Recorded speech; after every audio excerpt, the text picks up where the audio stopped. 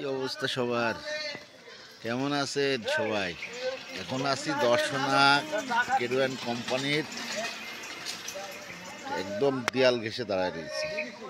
পাশেই অফিস, কারখানাও এখানে। এই যেমন একটা ছোট্ট একটা বোন, ওর নাম দোলা। দোলা হাই দাও, হাই দাও। এই যে খুব কিউট এবং খুব সুন্দর পাকা পাকা কথা বলে, খুব সুন্দর সুন্দর কথা বলে। ওই হ্যাঁ বলো।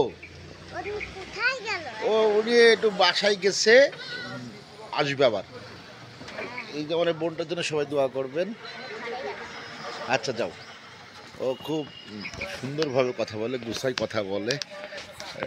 আসলে খুবই সুন্দর, মানে খুব সুন্দরভাবে কথা বলে।